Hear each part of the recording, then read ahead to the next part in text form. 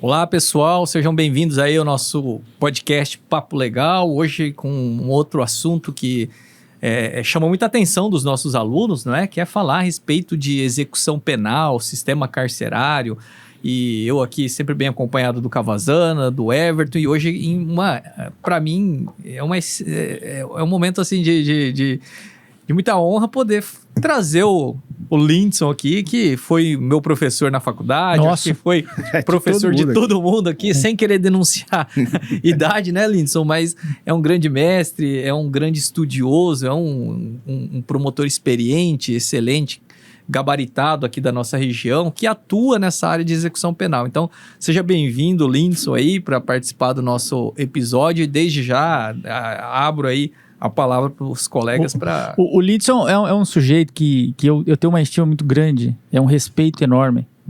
Primeiro porque eu conheci no ambiente profissional e tive a oportunidade de conhecê-lo em sala de aula, né? E o Lindson, eu acho que eu nunca tive essa oportunidade de falar o que eu vou te falar. Eu, na condição de professor, tenho um espelhamento em relação ao que você fazia em sala de aula. Todos nós, né? Todos nós. Então, o que a gente observava em sala de aula, boa didática, boa conversa, né? Atenção com os alunos, a gente consegue isso em referência à sua aula. Então, é bom que os alunos tenham essa informação, né? Do quão importante a gente homenagear os nossos mestres, né? Exatamente. E aqui falando de um tema peculiar, um tema que muitas vezes é muito caro para a sociedade, né? E seja muito bem-vindo. Espero aí que você possa, com a certeza absoluta, e vai contribuir muito com esse tema. Com certeza. São prazer também estar aqui. Faço a palavra deles aí. Poxa, o Lindson, eu não saía da sala dele, eu era escrevente, eu ia levar o expediente para lá, para ele, porque era a carga dos autos, né? E aí eu ficava enchendo o saco dele. Falou, Lindson, me ajuda aí a escolher os livros para estudar, né? Passou uma lista lá com 5 páginas de livro. Pô, deu certo. É um prazer estar aqui. Você leu. Algumas páginas. Prazer estar aqui, pô. Bom, eu tinha me preparado para ficar emocionado no final, eu fiquei emocionado no começo. Eu creio que a caminhada deu certo porque eu fiquei emocionado em ver 3 ex-alunos como vencedores nas suas atividades profissionais, cada um no seu campo de atuação, mas como professores. E eu sei do feedback de bons e excelentes professores que são, porque eu tenho contato com alunos, porque a gente tem estagiário, a gente sabe. E sem querer estender muito esse agradecimento às palavras que foram ditas, eu, quando fui convidado para dar aula no Direito, eu tinha uma ideia só, um propósito só. E eu fiquei muito emocionado quando eu vi o programa que vocês falaram sobre dar aula. Sobre a docência. Sobre a docência. E eu sempre pensei o seguinte, o que cabe a gente é dar um caminho, porque educar é dar um caminho. A gente dá um caminho para o aluno. A gente só tem isso para fazer. A gente tem que ter humildade de dizer para eles aquilo que nós temos de um pouco de experiência e dar o caminho dos livros, dar o caminho do conhecimento, dar o caminho do estudo. Porque não vem de graça nada nessa vida. Nada. Nada, nada, nada. Então a gente tem que ser grandes motivadores, mas principalmente sérios naquilo que a gente passa. Mesmo que a gente seja sério brincando. Eu sempre tentei ser sério brincando em sala de aula, para que as pessoas não esquecessem daquilo que eu estava falando. E é isso. Bom, eu tenho certeza que já deu, já valeu com certeza. O seu convite aqui, a sua presença, né? E falar sobre execução penal, acho que não tem ninguém melhor, aí mais gabaritado no nosso Ministério Público do que o Lindson. Quantos anos aí, né, Lindson, sobre execução penal? Né? Em execução, a história é muito engraçada comigo. Em 2011, hoje eu tenho vai para 31 anos de carreira. Em 2011, eu já tinha trabalhado em torno de 12 anos na infância, e eu não entendia por que os meus adolescentes infratores se transformavam em presos nos processos crimes, porque quando vinha auto de apreensão de adolescente, vinha lá o outro maior, que tinha sido um ex-adolescente. Aí eu falei, eu tenho que tentar entender o que eu estou fazendo de errado, o que nós fazemos de errado, por que a medida em meio aberto não funciona. E é essa curiosidade que eu acho que movimenta o ser humano e que me movimenta, que faz eu levantar todos os santos dias para trabalhar, que me fez mudar totalmente de área e ir para uma área que todo mundo tem um certo receio, que é a execução penal. Porque o volume de processos é enorme. O volume e a responsabilidade que você tem é maior ainda. Então, desde 2011, eu fui para a execução para tentar entender por que o número de presos só aumenta. E tentar fazer alguma coisa para melhorar. Para entender como que funciona o sistema. E a coisa é tão complicada que há 12 anos eu estou quase chegando a algumas conclusões. Mas a execução, ela é uma coisa bem básica. Se eu fosse falar para um aluno que está no primeiro ano de Direito, falar assim, olha, você está doente, você vai ao médico. Aí o médico vai dizer, para você sarar, você tem que tomar remédio X, remédio Y, remédio Z. Você vai ter que ficar no hospital, internado, e vai ter que tomar esse remédio X, Y, Z por tanto tempo. A execução penal, ela vai cuidar para que esse remédio X, Y e Z seja administrados para você por esse tempo necessário. Se você melhorar antes, você sai. Sim.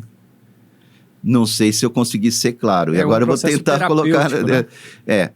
Essa é a ideia. E a ideia da Lei de Execução Penal, que é de 1984, ela é perfeita. Do ponto de vista teórico, ela é perfeita. Ela é perfeita. Nós temos que imaginar o seguinte, se você pegar o início da lei, a introdução da Lei de Execução Penal, a Comissão Técnica de Classificação, não existe. Na prática, não existe. É intuitivo e por um perfil muito mais de crime ou de condenação que se faz essa divisão dos sentenciados, do que quando ele chegar, ele ser submetido por um exame pela Comissão Técnica de Classificação para se estabelecer o plano individual de cumprimento de pena. Isso seria respeitar o direito de cada sentenciado. Seria garantir para o promotor de justiça, para o advogado, para o juiz de direito, que aquele sentenciado, você tem um perfil dele fora quando foi sentenciado pelo artigo 59, quando o juiz considerou todos os antecedentes para fixar a pena, todos aqueles fatores do artigo 59, mas depois daquele... Porque depois de uma sentença acontecem várias coisas, depois daquela sentença o que aconteceu e o que a gente vai estabelecer para aquele menino, que até ontem era o filho da dona Maria, era o filho da dona Joana, era o filho da dona Tereza, o que a gente vai fazer para aquele menino voltar a ser aquele menino da mãe dele, que é a única pessoa que está esperando por ele lá fora, em linhas gerais. Dito isso, então, esse seria o plano ideal. Só que hoje, o que acontece, basicamente? Se vocês quiserem me interromper, pode interromper, que eu desando a falar. Nós temos um sistema que ele é muito mais, a classificação, ela do ponto de vista, como eu falei, pela gravidade das infrações ou pela quantidade de pena. Você faz a divisão nas penitenciárias. O que a gente pensa, o que eu penso que a gente deveria, para melhorar o sistema, redefinir essa posição pessoal minha, redefinir essas técnicas de inclusão. Como é que nós vamos dividir os presos? Isso, exatamente. E outra coisa, contratar um corpo técnico suficiente para as penitenciárias, para você ter gente suficiente para lidar com gente. Eu vivo falando isso. Quando a minha enteada resolveu fazer direito, eu falei para ela, você escolheu para um curso maravilhoso, porque o direito nunca vai faltar área de atuação, porque o direito lida com gente. Da mesma forma que psicologia, da mesma forma que assistente social, essas pessoas, enfermagem. Esses cursos sempre, para mim, eles são essenciais para a sobrevivência da nossa espécie. Porque sempre vai ter alguém com um conflito para ser resolvido. Sim. Sempre vai ter alguém com uma violação de direito para ser levada para um julgamento, para que seja declarado aquilo que é justo, para que seja declarado aquilo que é justo. Bom, em execução, a gente vê uma defasagem muito grande de equipes profissionais para avaliar o sentenciado. Qual que é o principal foco da execução? É o juiz de execução? Não. É o advogado? Não. É o promotor? Não. É o sentenciado. Porque se eu não cuidar do sentenciado, o que vai acontecer? Ele vai sair. Amanhã, você vai advertir num livramento condicional ou no regime aberto, ele vai assinar o termo de compromisso. O que vai acontecer? Mais 2 semanas, 3 semanas, 4 semanas, 2 meses, 3 meses, ele vai estar numa audiência de custódia. E vocês não sabem, sem um pingo de hipocrisia, o quanto me dói eu ter que encontrar ver um ex-sentenciado ou uma comunicação no livramento condicional no regime aberto de audiência de custódia. Quer dizer, aonde nós falhamos? É isso que eu queria te perguntar, eu até te interromper. É uma coisa bacana que me chamou curiosidade, que é a sua curiosidade que levou aí até a execução. Você conseguiu detectar onde é que está essa falha ou não? Sim. Aquele adolescente que virou um sentenciado. Descobriu? Eu tenho algumas teorias. Dentre elas, se a gente apagasse a luz desse estúdio agora e fosse para uma penitenciária e ficasse lá 5 anos e voltasse depois de 5 anos e acendesse, estivesse tudo no mesmíssimo lugar, igualzinho, ia ter algum problema. Porque o entorno do sentenciado, o contexto familiar, o contexto social, ele vai voltar para o mesmo contexto social. Por isso que quando ele vai, dependendo do crime que ele praticou, quando ele pede para sair, tem um exame criminológico, tem uma avaliação de psicólogo e de assistente social. Eles consideram as visitas que ele recebe na penitenciária, eles consideram, espera-se que eles entrem em contato com as cidades ou com os municípios de onde o sentenciado veio, para ver como que vai ser aquele contexto para o qual ele vai voltar. Isso não é uma coisa que eu tenho que eu tenho que confiar, da mesma forma que o juiz, o advogado, naquilo que vem de um técnico. Sim. Dizendo que está apto para voltar. Quando ele volta para um contexto que é igual àquele que ele saiu, ou pior do que aquele que saiu, em que o traficante vai procurar ele na porta da casa dele, em que a primeira fissura que ele tiver, ele vai numa boca de fumo e vai buscar droga, a coisa vai desandar, porque ele fica um tempo privado e ele volta tudo às mesmas, assim, num contexto pior, ou com uma sensação de muito mais vontade de ter a liberdade sem responsabilidade. A questão do preso hoje, assim, é uma visão externa, tá? É uma visão, vamos dizer, social. O que a gente observa é que a sociedade olha para a cadeia e fala, poxa, aquilo é um confinamento de seres humanos que de forma nenhuma deram certo na vida, então tem que ficar lá, etc. E muito, na verdade, aspas, tá, se recomenda as péssimas condições mesmo. Ah, fez isso, merece, etc. O que a gente percebe com base na legislação de execução, é um perfil jurídico totalmente diferente. Então, temos um caminho a ser seguido e possível de ser seguido. Então a pergunta é essa, Lindsson. Onde é que o sistema está errando? Onde é que, se eu tenho uma legislação importante, coerente, identificada como perfeita, e eu tenho um sujeito que adentra o sistema carcerário muitas vezes sai pior, né? Onde é que o sistema erra aí? Eu vou responder com uma outra pergunta. Eu adoro isso. A Lei Maria da Penha e todos os instrumentos protetivos da mulher evitaram ou fizeram diminuir o número de feminicídios nos últimos anos? É uma coisa que eu fico me questionando. Lei 11.343, que eu achava que era um grande avanço em vários pontos, né, no combate a drogas, eu estou falando, porque aí é onde que eu vou falar onde que não funciona o sistema.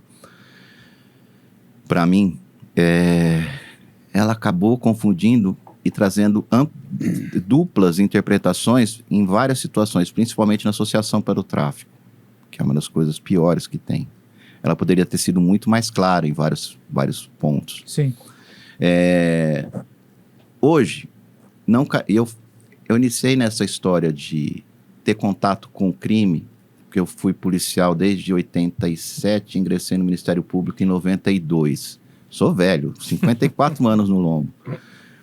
E não caiu um raio demoníaco no mundo que transformou todos os meninos bons em meninos ruins. Existiu uma propagação, uma dispersão, principalmente do crack no interior do estado de São Paulo e do Brasil, porque até então era mais restrito a São Paulo, nem existia. E você tem essa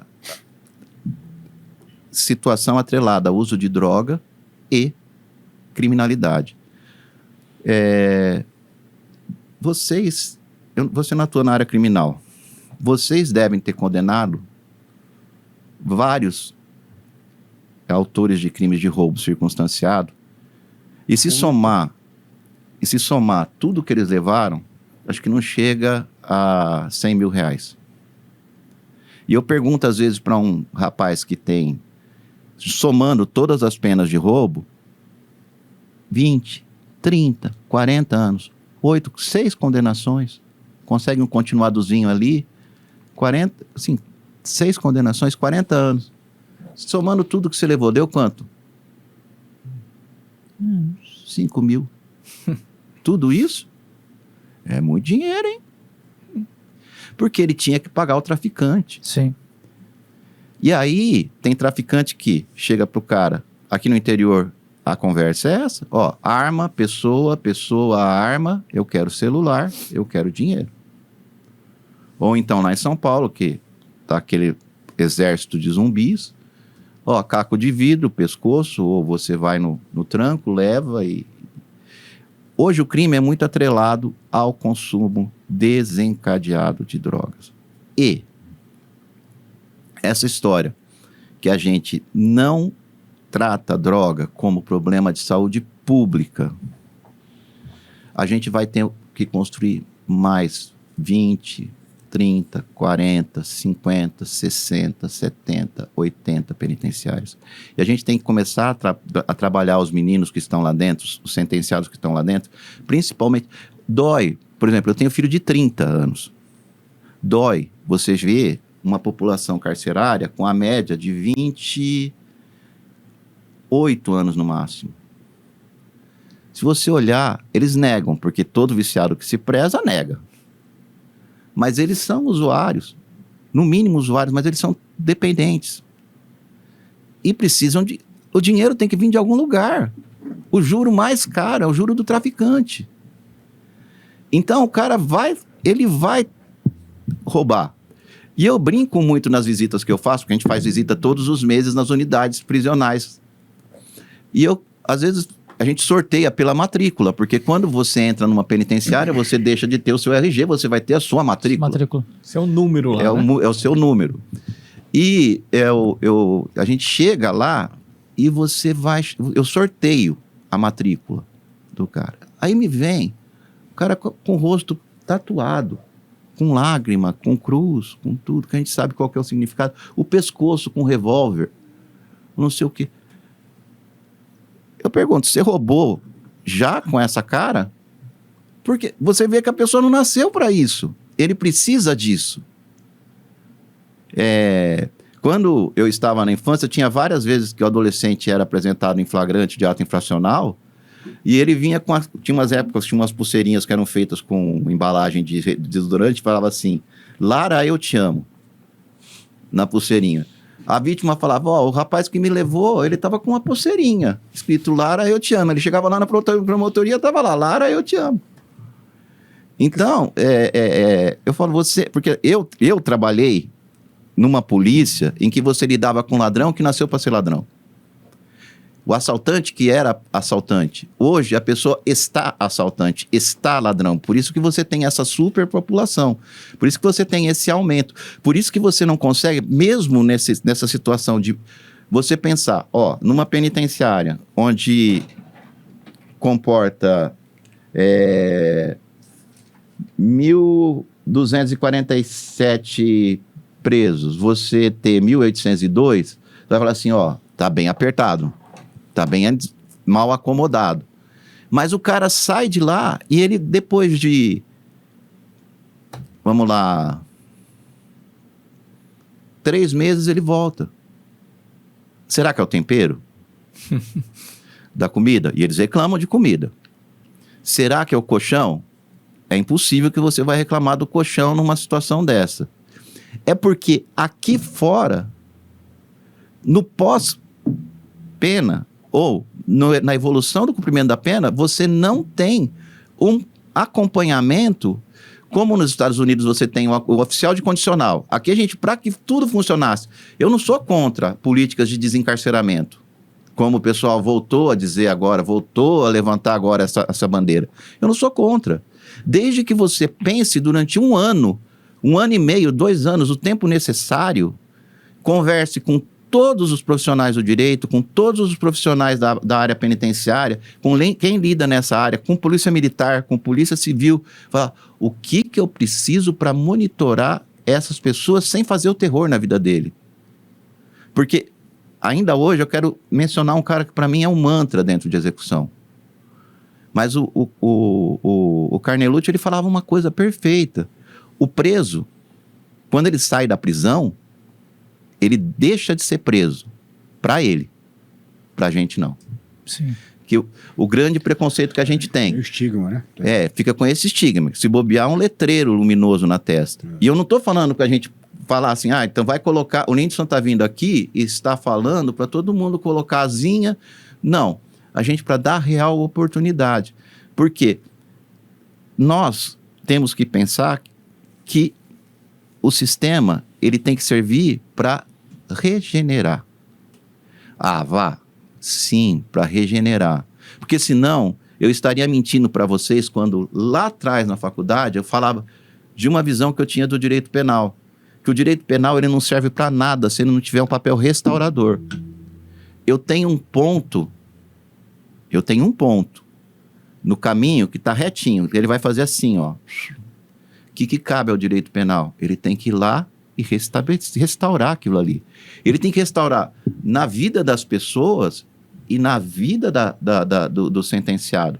Se eu não for capaz de, como Estado, devolver aquele que transgrediu uma lei para um convívio social sadio, eu sou um Estado que falha.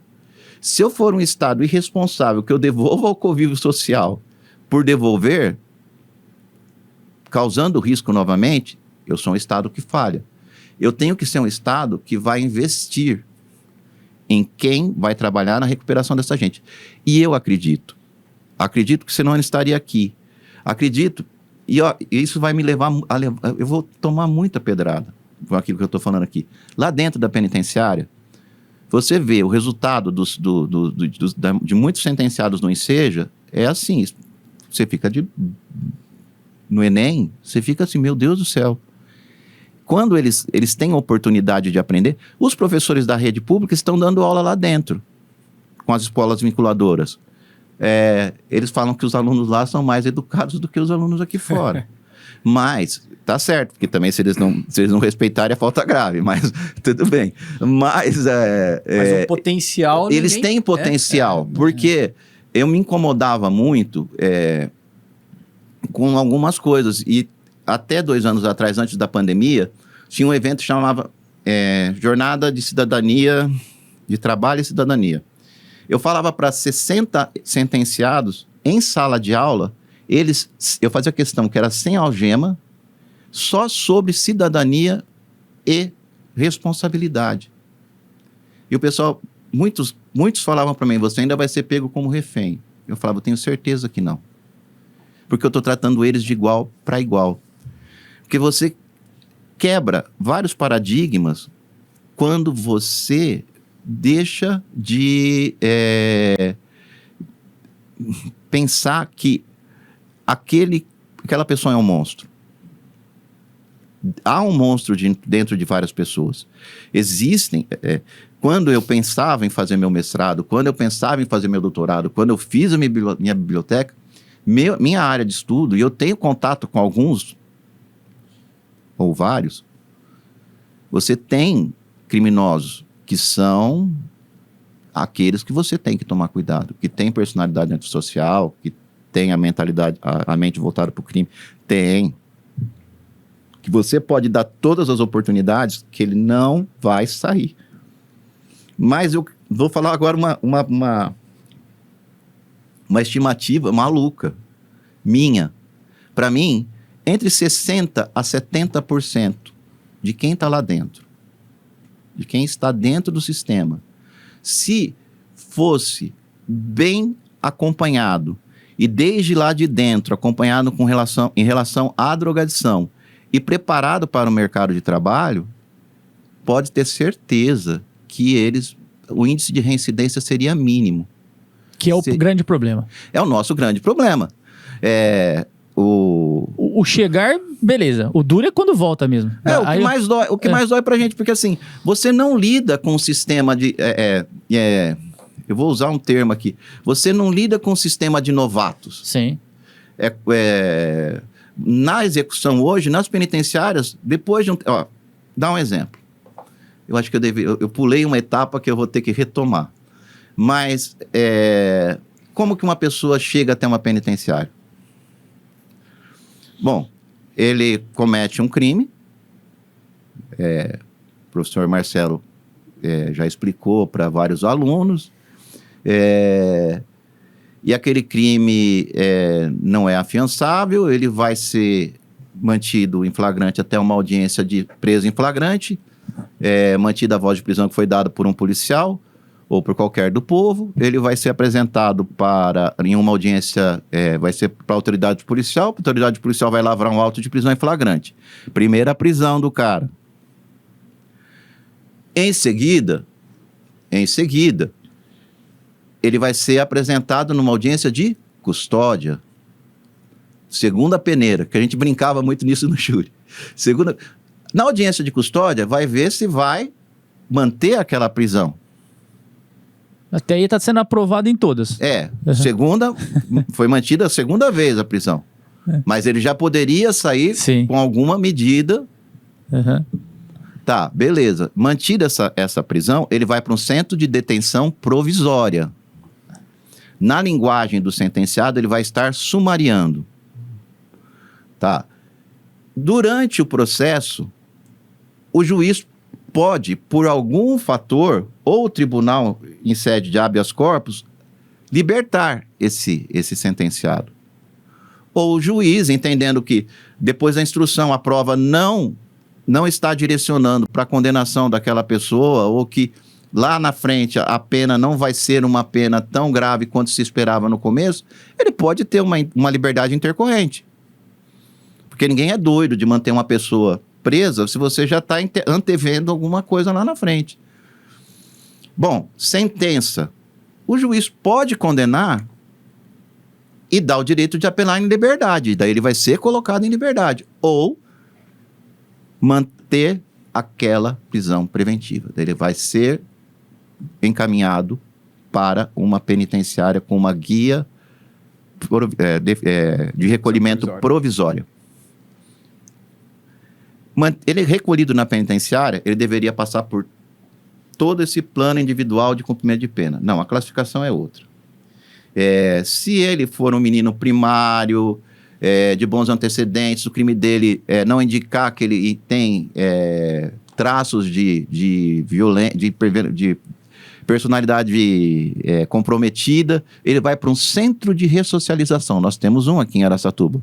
Que é o CR, né? CR. No CR, o único... Todos os lugares deveriam funcionar daquele jeito. 5 estrelas. É a prisão 5 estrelas. Bandejão. Todos os sentenciados trabalham. Tem 218? Tem 218. sempre tem vaga sobrando. Então, ele vai ter tempo para remissão, que é 3 dias trabalhados, A menos. E estudo, não falta oportunidade para ele estudar. Enfim, esse menino, ele entrou lá com tráfico de drogas. Que é a maioria do CR. Se você chegar lá no pátio e perguntar quem é 33, você não vai conseguir identificar. É mais fácil você perguntar quem não é artigo 33, porque você vai ter um ou outro gato pingado. Só que, misteriosamente, como as penas do CR são curtas, 5 anos, 6 anos, ele vai evoluir, e muito tráfico privilegiado, ele vai evoluir no sistema muito rapidamente. E muitas vezes não deu tempo nem dele aprender o que é uma restrição de liberdade. O que vai acontecer? Ele vai voltar para o sistema preso por um tráfico. E agora ele é reincidente. Ele é reincidente. Aqueles 5 anos vão se transformar em 6 anos e 10 meses, em 7 anos e 8. Depende da dosimetria, depende da quantidade. E aí ele já não volta pro CR. Não. Esse é o ponto. Não. Uma vez ele fechou essa porta. Exatamente. E lá ele era chamado pelo nome. Porque assim, o CR é o sistema perfeito para... E mesmo no CR, ainda tem essa falha. Que a gente deveria sair e monitorar. Porque assim, o que sobrou em muito lugar, falta para esses meninos atenção. E eu falo muito menino quando eu estou impregnado. Eu fiquei muito tempo fazendo infância. Mas a gente precisa de uma coisa básica quando a gente está em formação ou quando a gente faz coisa errada. Atenção.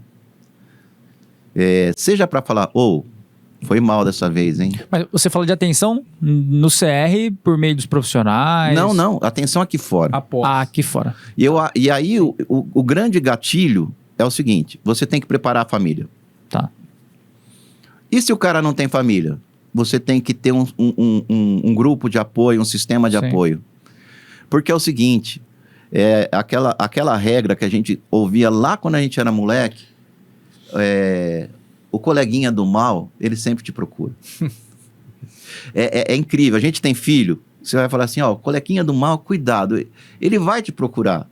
Ele vai te instigar, ele vai te chamar. Então, você tem que ter aquela pessoa, aquele irmão mais velho, que segura no teu ombro e fala, dá um tempo aí, respira fundo, não é esse o caminho.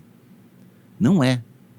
Bom, aí esse menino, ele vai cometer um crime e ele vai para uma penitenciária depois. E na penitenciária, como acontece?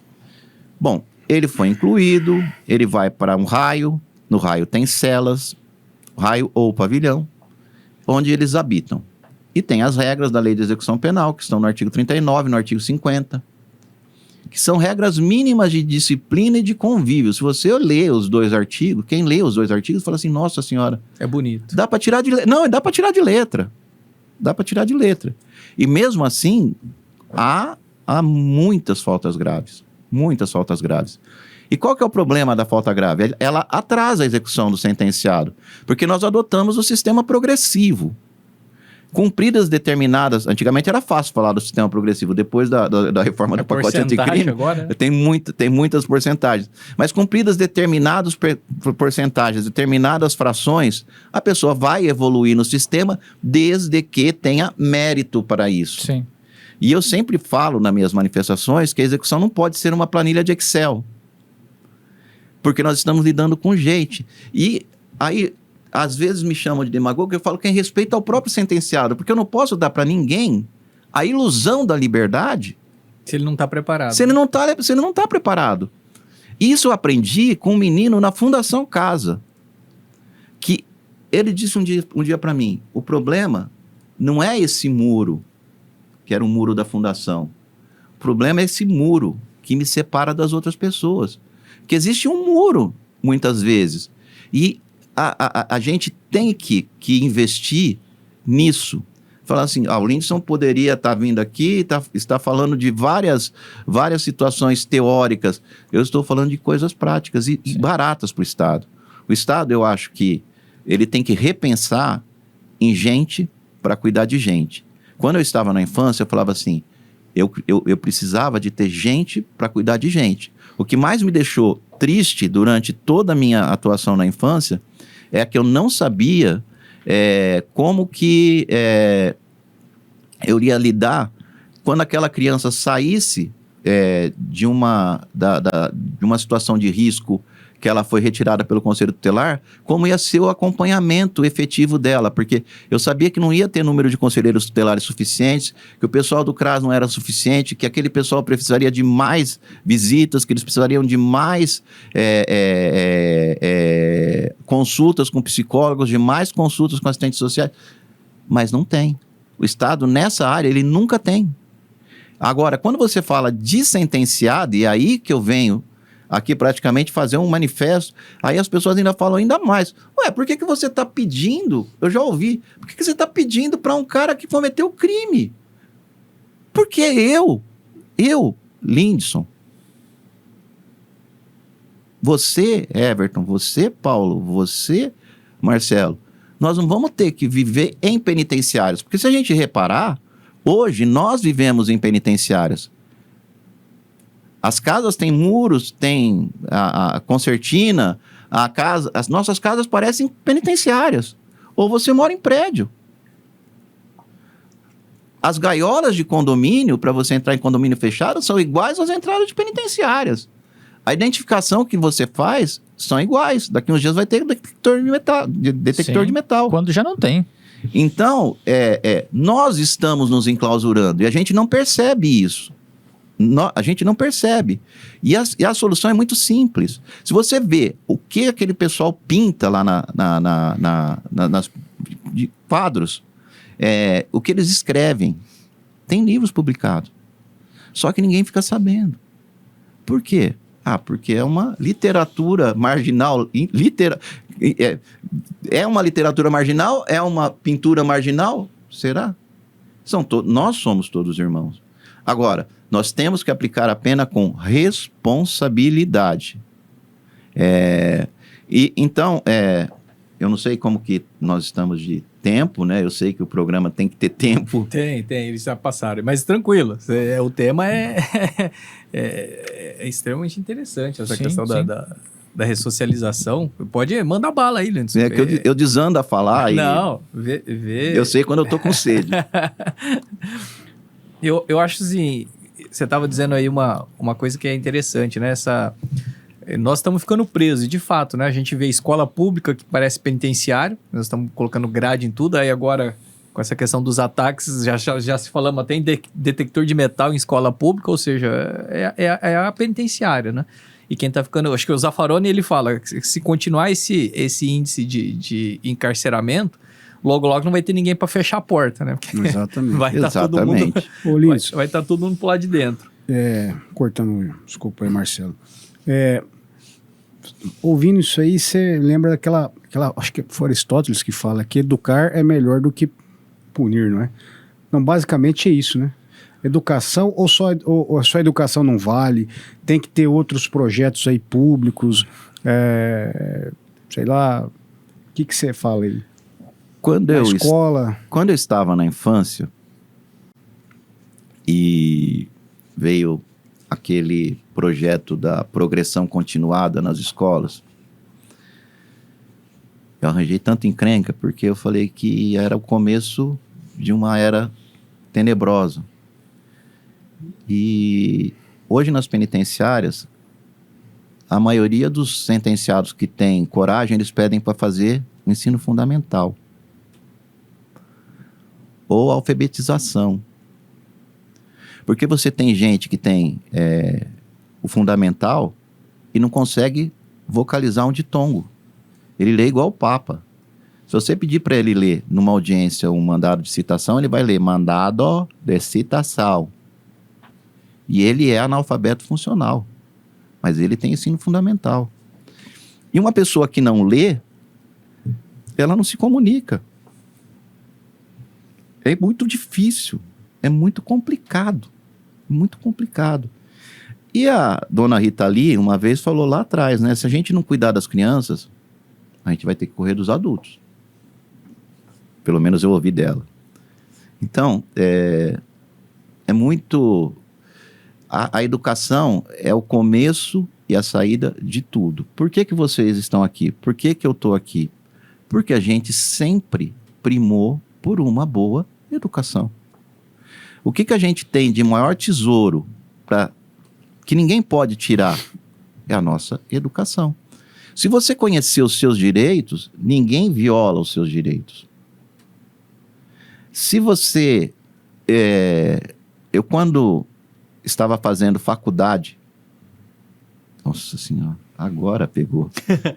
Quando eu estava fazendo faculdade de Direito, tinha um jornaleiro lá em Prudente e saiu a Constituição, foi promulgada a Constituição de 88. Ele, uma pessoa que tinha 4ª série primária, e eu nunca esqueci isso, ele ficava lendo, e eu ia muito na banca, depois eu vou contar por quê. Ele, toda vez que eu ia na banca, ele me mostrava onde ele já tinha chegado na Constituição grifando, e ele não fazia direito. Que ele falava assim: qualquer pessoa que quer ser um cidadão brasileiro tem que conhecer a Constituição. E eu aprendi com aquele senhor. E eu falo, como que um aluno consegue sair do curso de Direito sem ler, sem conhecer a Constituição com uma palma da mão dele? E existia essa educação antigamente. Exato. E mesmo quem não é, porque assim, ela te abre porta. Ó, tem 2 coisas que te abrem as portas de todas as repartições: a educação e você conhecer seus direitos. Sim. De todas as repartições. Se você for uma pessoa educada, por favor, com licença, e se você conhecer os seus direitos, você vai ir, até o universo, o topo do universo. Agora, dá trabalho. Dá trabalho.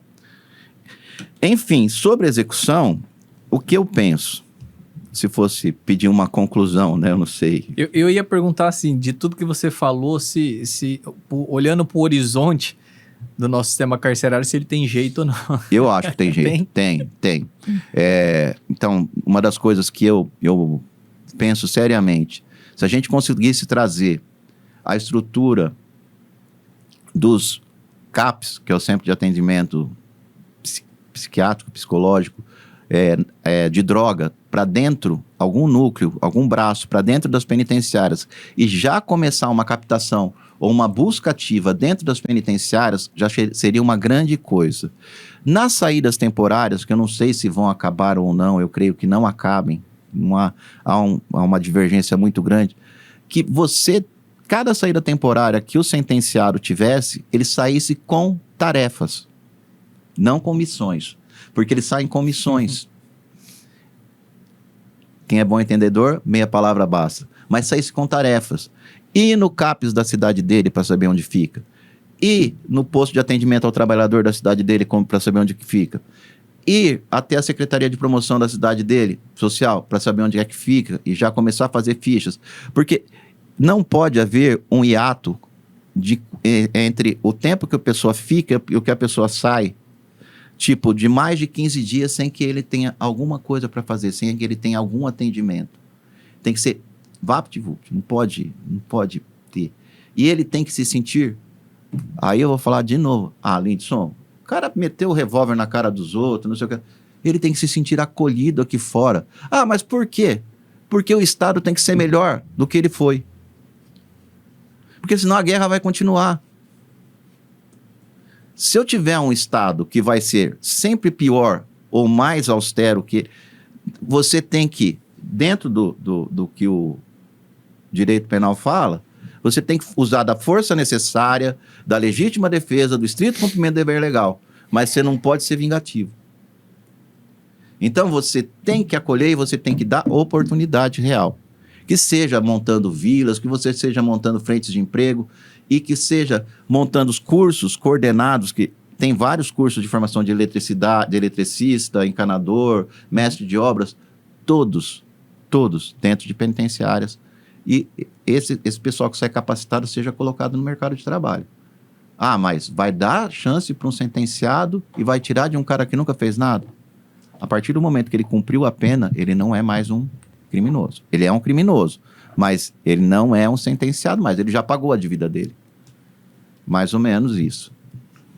Excelente, né? Acho que, Bacana. como a gente falou aí, um baita de um tema, daria pra gente fazer parte 1, parte 2, parte 3, tomo 1, tomo 2, mas eu acho que deu para dar um grande panorama aí para os nossos alunos. Então, novamente, Lindsay, eu agradeço você em nome do programa, dos colegas aí, eu tenho certeza que vai ser um baita de um episódio, peço para todo mundo ficar aí com a gente, assistindo os demais episódios também, beleza? Valeu. Até mais.